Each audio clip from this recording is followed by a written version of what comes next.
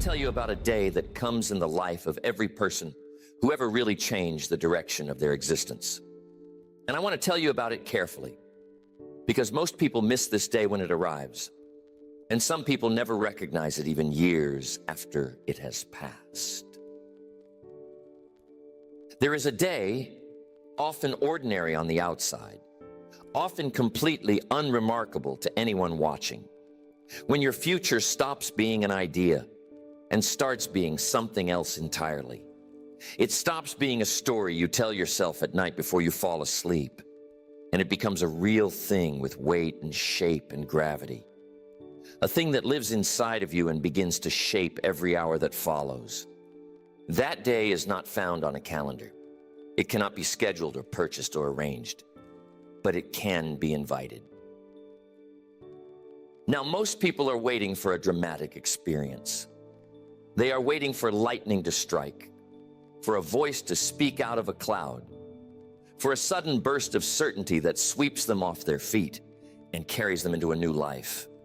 And because they are waiting for something dramatic, they miss what actually happens, which is usually very quiet.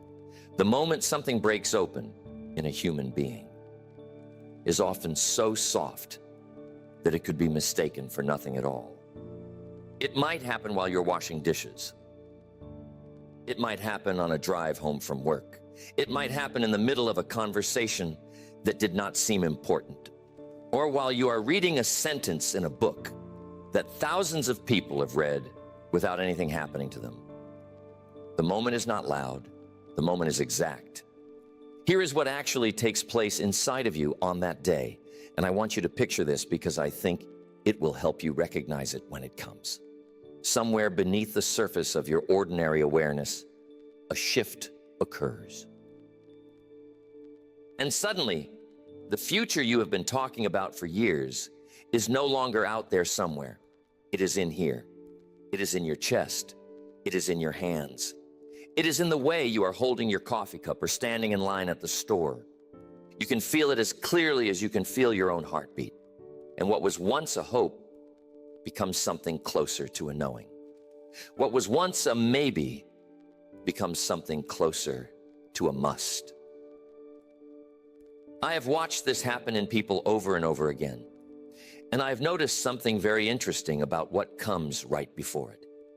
It almost always comes after a period of something that looks like despair. Though it is not quite despair. It is more like exhaustion with your own excuses. It is more like the final breath before something gives way. You see, most people cannot change while they are still entertained by their own stories about why they cannot change. The stories have to get boring first. The excuses have to lose their flavor.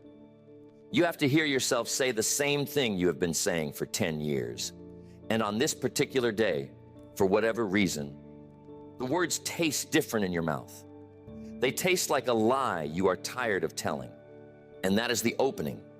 That is the crack in the wall. That is the narrow doorway through which a new life can walk in. It is small, and it does not stay open forever. And this is why I want you to be paying attention. When you notice yourself getting tired of your own familiar complaints, do not talk yourself out of that tiredness. That tiredness is sacred. That tiredness is the sound of something ending so that something else can begin. Most people, when they feel that tiredness, run straight back to entertainment, to distraction, to food, to noise, to anything that will cover up the silence long enough for the moment to pass. Do not do that. Sit in the silence. The silence is where the door is. Now, when the moment actually arrives and you feel that subtle shift where the future becomes real, I want you to do something specific. I want you to stop whatever you are doing, and I want you to acknowledge it. Say it out loud if you can. Say, this is the day. Say, something just changed in me. Say, I am not the same person I was 5 minutes ago. This may sound silly, but language has a way of anchoring an experience, that would otherwise drift away. The moment you put words around what just happened to you, you make it harder for your old self to pretend it never occurred. You make a witness of yourself. You become accountable to the version of you that just woke up. And from that day forward, everything is different. Even though on the outside, nothing may have changed yet. Your bank account is the same. Your circumstances are the same. Your relationships are the same. But inside, there's now a direction, and a direction changes everything. A person without a real future will drift, and drift wherever the current takes them. A person with a real future will move, and move with a purpose that the wind cannot knock off course. The day your future stops being an idea is the day you stop being driftwood and start being a ship. And I promise you, the journey of a ship is a very different journey than the journey of driftwood, even if they are floating on the same water. Let me draw a line for you now, because I believe the failure to see this line is one of the biggest sources of quiet frustration in human life. On one side of the line is wishing. On the other side of the line is deciding. And almost everyone I have ever met at some point in their life confused the two, which is why they spent years wondering why their wishes never came true, not realizing that a wish has never once in the history of the world built anything, fixed anything, or delivered anything to anyone. Wishes do not build houses. Wishes do not write books. Wishes do not change lives. Decisions do. Here is what a wish actually is if you look at it honestly. A wish is a pleasant feeling you have about something you would like to be different, combined with no commitment whatsoever to making it different. A wish lives in the imagination and stays there. It costs nothing. It risks nothing. It demands nothing. And because it demands nothing, it also produces nothing. A wish is a form of entertainment that we have agreed to take seriously, even though deep down we know it is not serious. We wish we were in better shape. We wish we had more money. We wish our relationships were deeper. We wish we were further along. And the wishing itself creates a kind of emotional circulation that almost feels like progress, even though nothing is moving. A decision is a completely different species of thing, and I want you to understand this in your bones. A decision is a closing of doors. The very word itself, if you look at its roots, means to cut off. When you decide, you are cutting away every other possibility except the one you have chosen. You are saying, this way and not that way. This life and not that life. This path and not that path. And the moment you do that, something happens that cannot happen while you are still wishing. Your energy, which had been scattered across 100 different possible futures, suddenly collects itself into one direction. Power follows focus. Always has. Always will. Now here's the reason most people never cross the line from wishing to deciding. A real decision requires that you give up the comfort of keeping all your options open. It requires that you say no to 1,000 good things in order to say yes to one true thing. And most people do not want to do that. They want to keep the possibilities alive in their imagination. Because as long as the possibility is alive, they do not have to face the fact that they are not pursuing it. You can spend a whole lifetime saying, well, I could still become a writer. I could still start that business. I could still get my health back. And because you are still holding the possibility, you feel like you still have it. But you do not have it. You have an idea of it. And an idea of a thing and a thing itself are separated by the distance of a decision. You want to know what happens the moment you actually make a real decision about your future? The internal landscape of your life reorganizes itself almost immediately. And it is one of the most remarkable things a human being can experience. Before the decision, everything is blurry.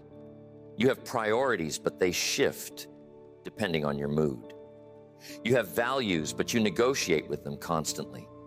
You have goals, but they compete with each other and leave you confused about what to do with your Tuesday afternoon. After a real decision, the blur begins to clear. Suddenly you know what matters and what does not. Suddenly the Tuesday afternoon is no longer confusing because the decision tells you how to use it. Suddenly the 100 voices in your head begin to fall silent because the one voice of the decision has become louder than all of them. But I want to warn you about something, because this is where a lot of sincere people get tripped up.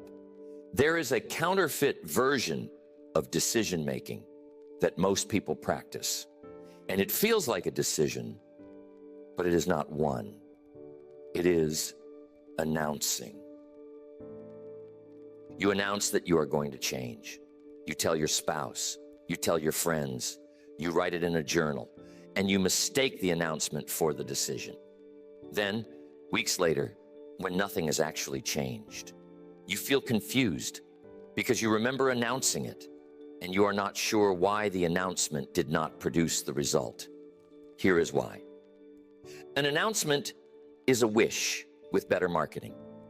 A decision is something that reaches all the way down into the structure of how you spend your time, how you spend your money, who you spend your days with, and what you are willing to tolerate in your own behavior. A decision shows up in your calendar. It shows up in your bank statement. It shows up in the way you answer the phone. An announcement shows up only in your words.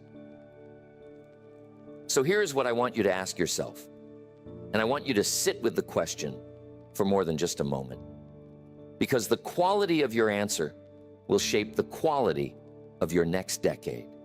What have I been wishing for that I've never actually decided on? Make a list if you have to. Do not rush through it.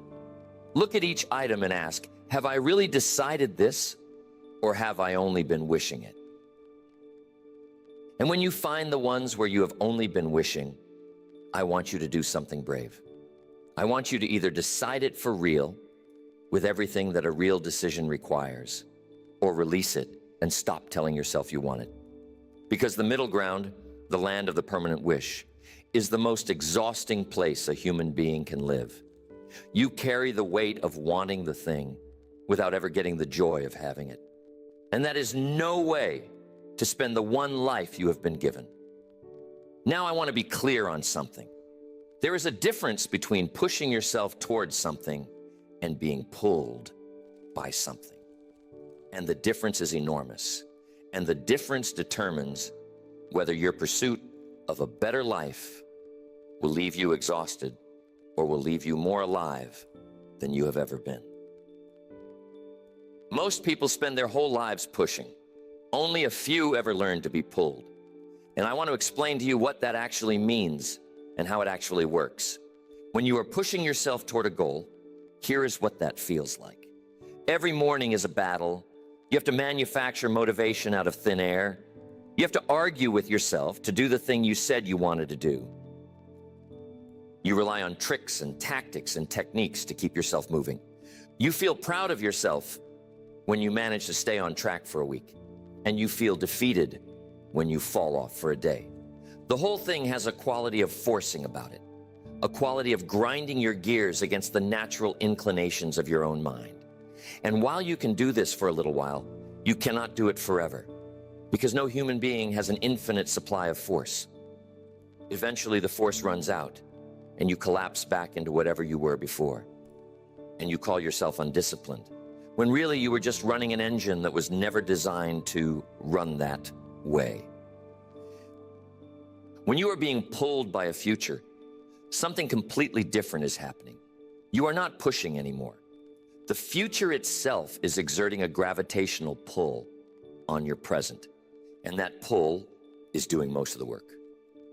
You find yourself making the better choice, not because you are fighting for it, but because the better choice is simply more aligned with where you are going.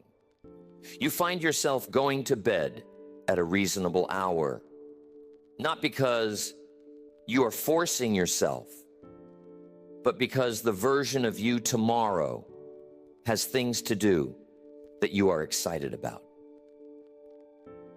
You find yourself eating differently, speaking differently, spending your money differently, choosing your company differently. And none of it feels like discipline. It feels like magnetism. It feels like you are being drawn rather than driven. But this kind of pull does not happen by accident. And it does not happen until the future has become real enough, specific enough, and personal enough to actually generate a field of attraction. A vague future does not pull on anything. A future described only in general terms. A future made of phrases like be successful, or be happy, or be healthy, has no magnetic force. Those phrases are too weak, too abstract, too shapeless to move a human life. The future that pulls is the future you can taste. It is the future with particular rooms in it, particular mornings in it, particular feelings in it. It is the future where you can describe what your Tuesday at 2 p.m. looks like 3 years from now. That future has mass, and mass generates gravity, and gravity pulls.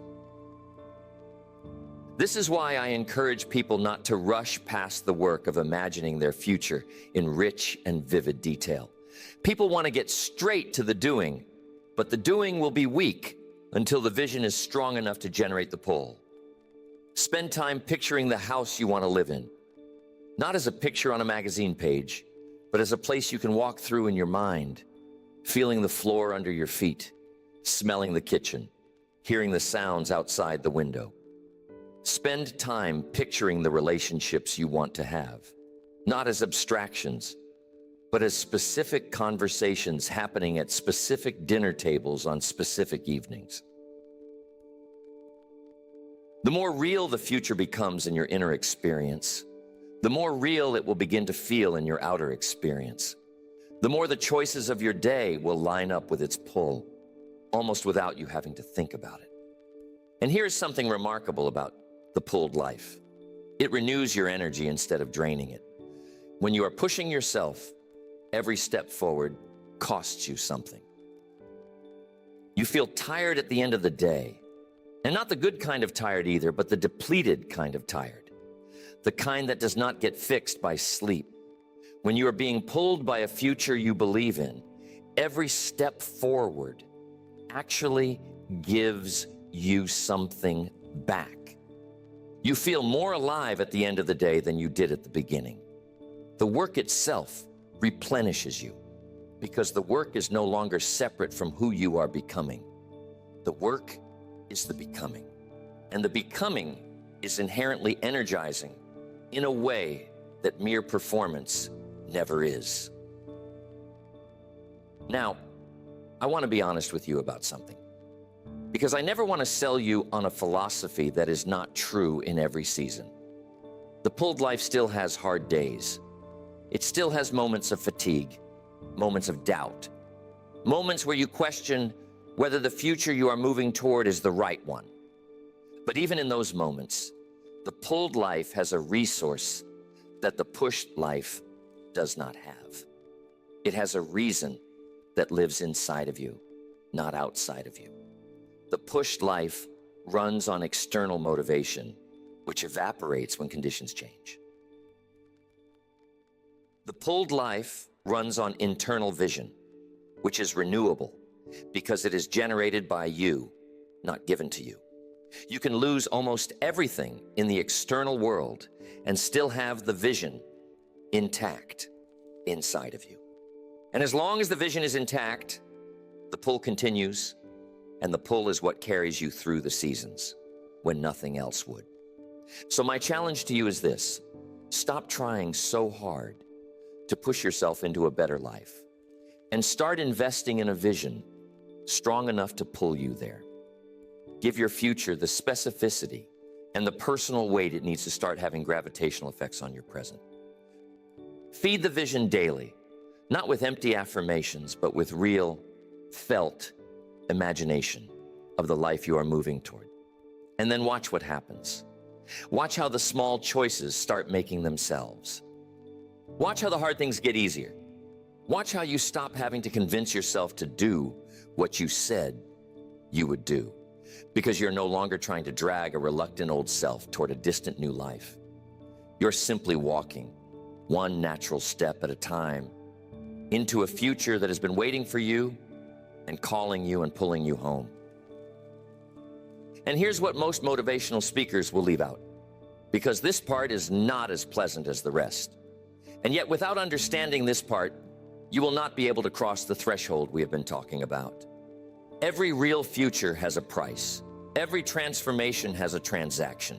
And the willingness to pay that price is ultimately what separates the people who live their future from the people who only ever imagine it.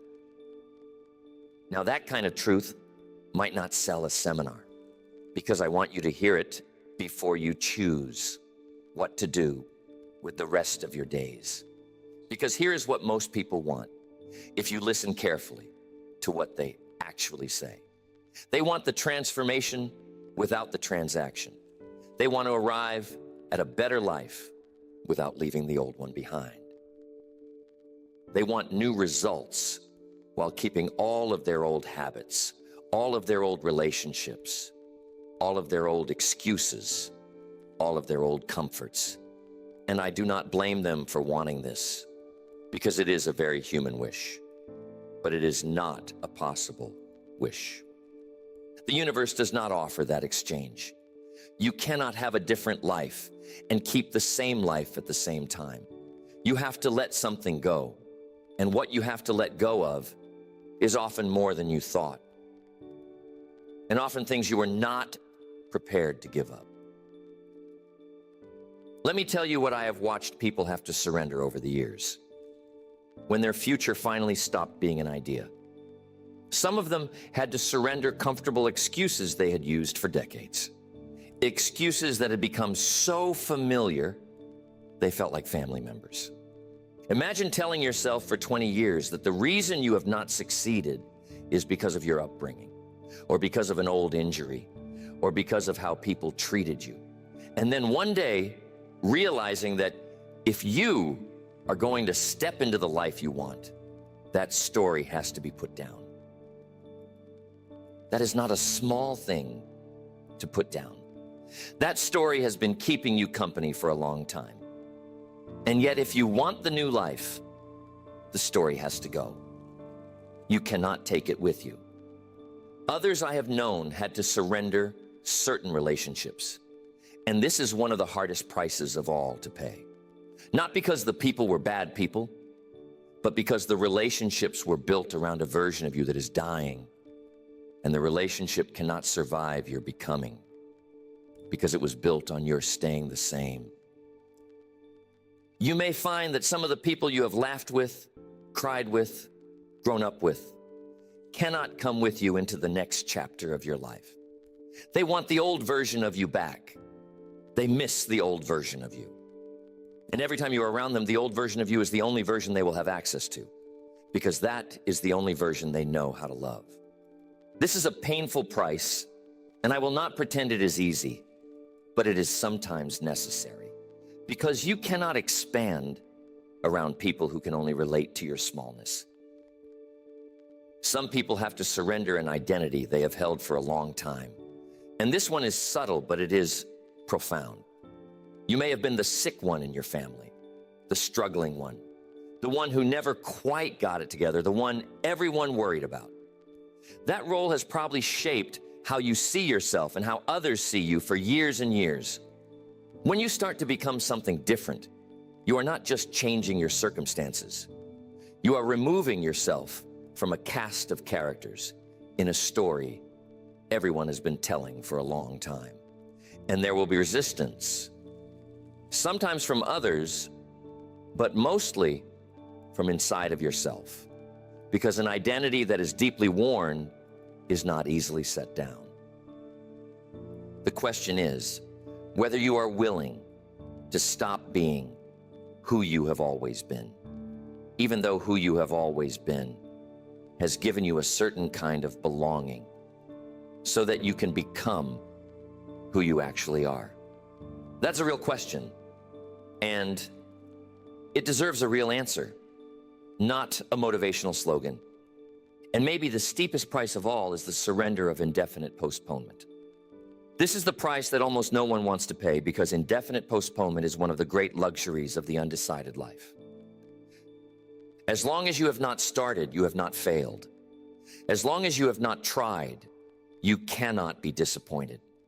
As long as the future is still an idea, you still have the comfort of imagining infinite versions of it without being pinned to any one of them. The moment you make your future real, you lose that luxury. You commit to a direction, and in doing so, you give up every other direction you might have gone. This is a real loss. I do not want to pretend it is not. Even a wonderful decision closes doors that will never open again in this life. And there is a grief in that, even when the decision is right. But here is what you gain, and this is what I want you to weigh against the price. You gain your actual life. You gain the one version of you that was always waiting underneath all the possibilities you were entertaining. You gain the weight and dignity of a person who has made a commitment and kept it. You gain the quiet self-respect of someone who no longer has to perform their values because they have quietly lived them.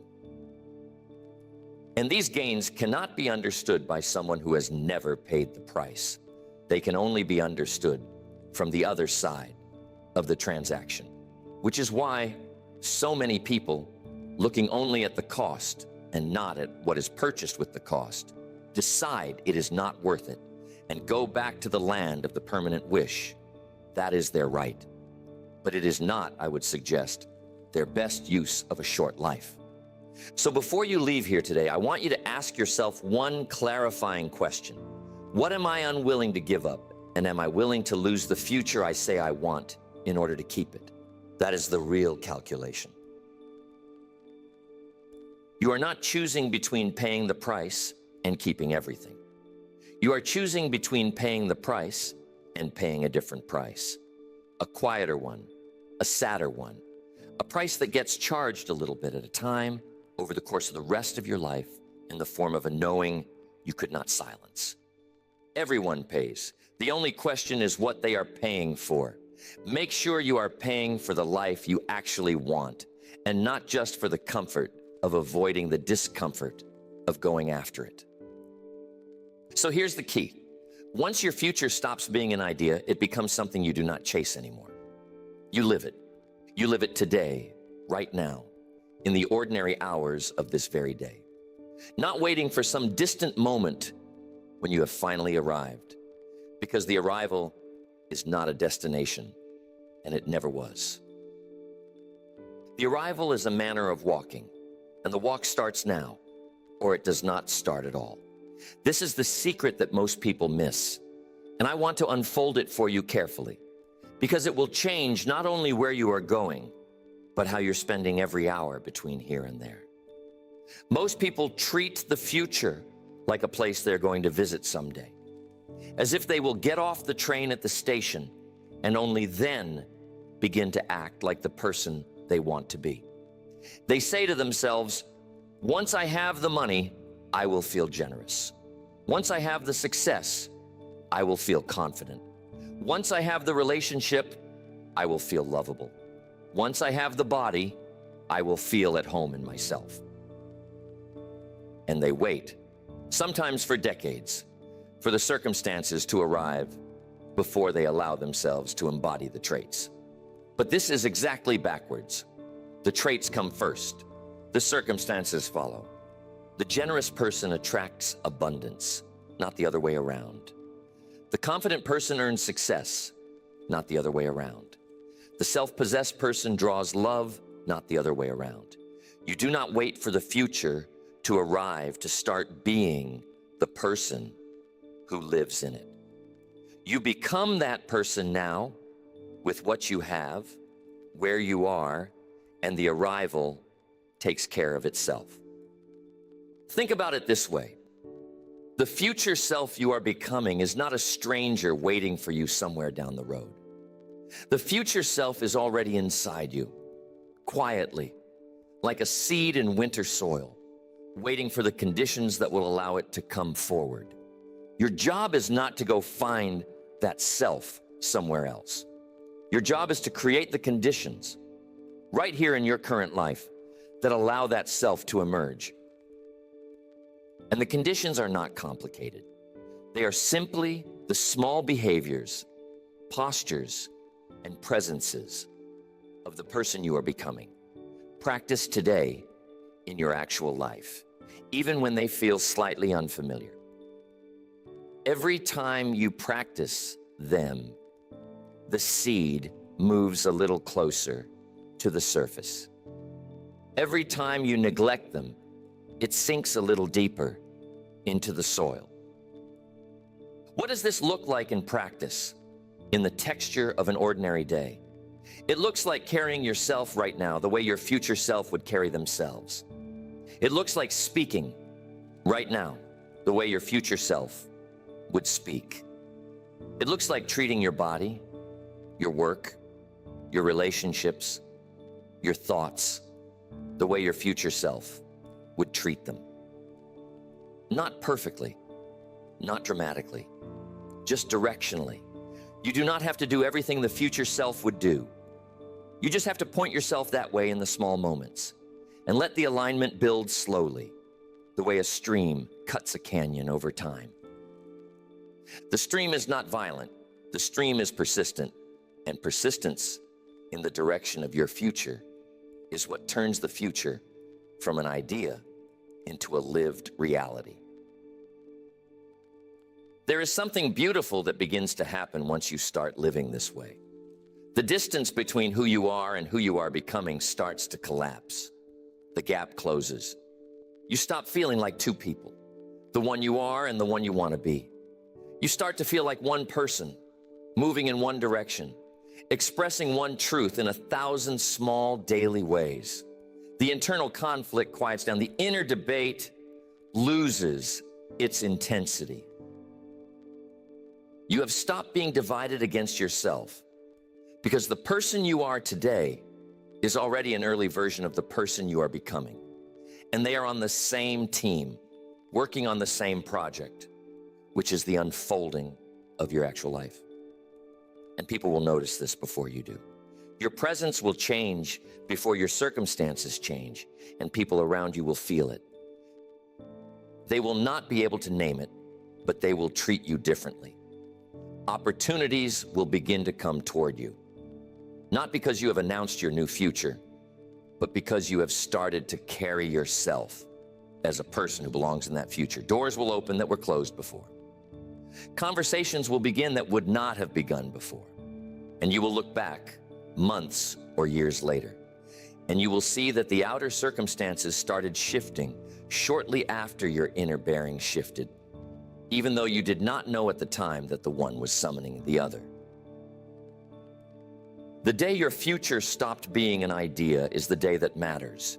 But the days that come after that day are the days that determine whether the shift takes root or fades away. It is not enough to have the moment of clarity. You have to let the moment of clarity redesign how you walk through every ordinary hour that follows. The moment is the seed. The days are the soil. The daily embodiment is the water and the light. And over time, something grows that was not growing before. Something that could not have grown in the life you were living before the moment came. That is the harvest of the shift. That is what the day was really for. Your future is no longer out there somewhere, waiting for you to reach it.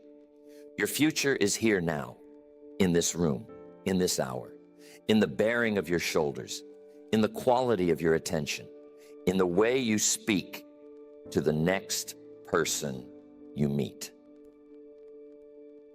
Stop treating it like a place to arrive at and start treating it like a way of being to inhabit, starting with your next breath. Because when your future stops being an idea and starts being a presence in your present, Something has happened in you that cannot be undone. And something has begun in your life that was never going to begin any other way. You have stopped waiting for your life to begin. You have begun your life. And that, more than anything else, is the gift of the day we have been talking about.